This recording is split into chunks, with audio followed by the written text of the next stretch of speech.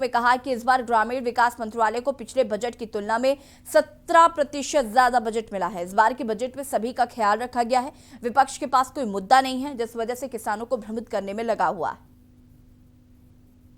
साध्वी निरंजन ज्योति हमारे साथ है। मैम, बजट कल पेश हो गया, ग्रामीण विकास मंत्रालय आपके पास है। अगर मंत्रालय की बात करें तो क्या कुछ मिला? मंत्रालय को पिछले बजट से 17% अधिक मिला है और मैं कल का जो बजट पेश हुआ है लोभ लुभावना नहीं, यथार्थ में आत्मनिर्भर भारत बनाने के लिए बजट हुआ है।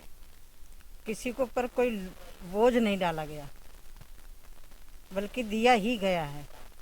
इस कोरोना महामारी के समय पर, एक कठिन समय पर बिल पेश करना और देश की जनता के विकास को रास्ते पर ले जाना, ये बहुत कठिन था।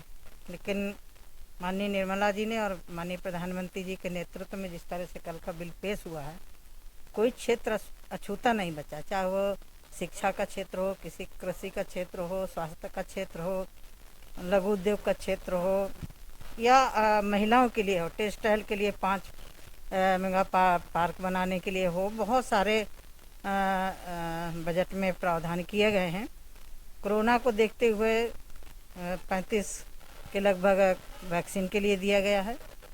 तो मैं ये कह सकती हूँ कि पूर्ववर्ती सरकारों की तरह नहीं है, धरातल पर जो काम किया जा सकता है उसके लिए बजट लागू किया गया है। मैं विपक्ष कह रहा है कि महंगाई बढ़ाने वाला बजट है, क्योंकि डीजल पेट्रोल के दाम आसमान पे है, गैस के दाम आसमान पे। नहीं, आप यदि 2014 के पहले जाएंगे तो डीजल पेट्रोल क्या भाव थे? मूंग की दाल कहाँ थी? पूरा तुअर की दाल कहाँ थी? 200 रुपये 250 रुपये किलो ब्लैक में मिल रही थी। तो ये तो हमारी सरकार ने बहुत सधा हुआ बजट पेश किया है, संतुलित बजट है और किसी को पर कोई बोझ नहीं पड़ने वाला है। किसान जिस तरह से आंदोलन कर रहे हैं, लग रहा था कि किसानों को लेकर सरकार कुछ खास डिसीजन लेगी, लेकिन किसान भी कह रहे हैं कि सरकार ने, जबकि एमएसपी देने की बात सरकार फिर कल वित्त मंत्री ने कही है, लेकिन किसान अब भी आंदोलन पे अड़े। नहीं, एमएसपी तो किसान की कभी खत्म नहीं हुई, ना मंडी खत्म की गई, ना मंडी खत्म होने वाली है। मंडियों को और सशक्त बनाने के लिए बजट में प्रावधान किया गया है। किसानों के लिए, मछली पालन के लिए, मुर्गी पालन के लिए, गाय भैंस पालन के लिए, दूध के क्षेत्र में और फ्रूट प्रोसेसिंग के क्षेत्र में, क्योंकि ये एक ऐसे सेक्टर हैं किसान से जुड़े हुए हैं।